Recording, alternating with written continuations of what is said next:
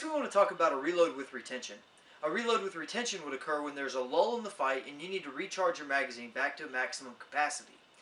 Generally, this would happen in such a scenario. So I've been shooting, I've engaged 1, 2, 3, however many shots that you feel like there's a lull in the action, and it's now safe for you to use a window of opportunity where you can recharge your firearm. Okay, we're not sure that there isn't still a threat present. We're not sure that we're not going to need to take more shots, but we haven't gone to slide lock yet. So the first question will be, how do we do it? And there's kind of two schools of thought with this. We're going to go through both. Again, just like we do, with our videos with reloading from slide lock, whether it's a slide release or whether it's a power stroke method, we're not here to get in the argument of which one is more effective. We're here to present both sets of the information available to you and let you do with it whatever works for you. So the two schools of thought, we're going to cover both when it comes to a reload with retention. However, we're going to start out with a more common method. So as we've gone through and we've shot 1, 2, 3, whatever, and we come in, we do a safety assessment, and we find that it's now an appropriate time to perform a reload with retention. I want to reach with my non-shooting hand back to my most rear source of ammunition. The reason for that is because if I were to shoot to slide lock, obviously the closer that I am to my magazine, the closer that I am to my next magazine, the faster my reload will be. Well, if I've shot to slide lock, this is an emergency reload. I need to be as fast as possible. A reload with retention is during a lull in the action, so it doesn't have to be quite as fast. So I'm shooting 1, 2, 3, 4, 5, 6, 7, 8, 9, 10, however many rounds your mag holds. You've come in, performed a safety assessment. I'm going to reach for my most rear source of ammunition. As I do that, I'm going to index the magazine just like we normally would, and then I'm going to swim the magazine one way or the other. Okay? So depending on which side you like to go, if you like to go on this side, it's going to free it up to where you catch the mag out of the mag well in between these two fingers. Versus the other way, if you're going to go here, you will catch the mag in between these two fingers. So I've indexed the magazine, I come up.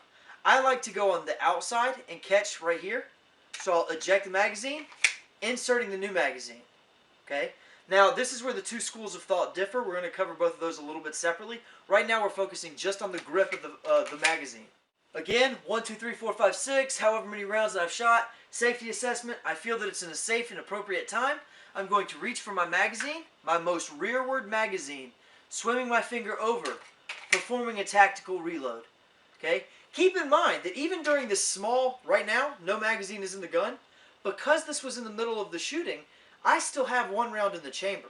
So I'm not technically all the way out of the fight yet. And the idea here is to minimize the amount of time that we are not in the fight.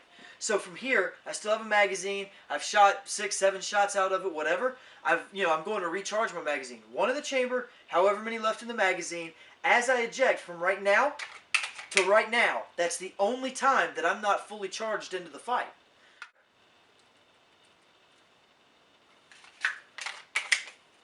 And I'm back in the fight. The first school of thought is that after you bring back your magazine, the magazine that you've just replenished, you have the mag that was originally in the firearm, that magazine, you have to put it somewhere. And most people, it's common thought that you should put that magazine back into a pocket, any pocket, back pocket, front pocket, just not back into your carrier. And the reason for that, the argument for that, is that when I've gone and I've done my safety assessment, I perform my tactical reload. This magazine is depleted. Okay, this magazine is not fully charged. So the idea being that I don't want to recover this thinking it is a fully charged magazine later in the fight, only to run dry prematurely. So that school of thought states that I should replace this magazine anywhere outside of my primary carrier source. The other side of that argument is also that when I go through this transition, it is probably faster, or the argument is that it might be faster, for me to just dump this magazine anywhere outside of my carrier much quicker. If you have a heavier coat on or something like that, you might have bigger pockets that are easier to get this magazine back on you to get back in the fight. I understand both sides of that argument. So I'm here, I've engaged my targets, now I've done a safety assessment, it's okay for me to change my magazines. I'm going to change mags, change my grip over, insert the new mag, stowing the depleted magazine away from my primaries, ready to get back.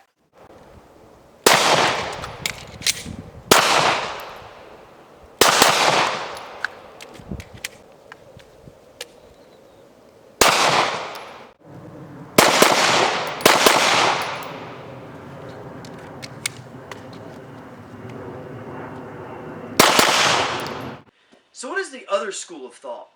The other school of thought states that if I'm into this fight and I've done my safety assessment and I find that I can now go through a tactical reload with retention, this source of ammo is depleted, but it's not gone. Because if this was a truly empty magazine, we would have just dumped it. We would have gone to slide lock, dumped it, and left it. This source of ammo, if I put it back into my carrier, keep in mind, I drew from my most rear position on my carrier. So now, if later in the fight I'm going through emergency reloads, it's back into where I regularly train from.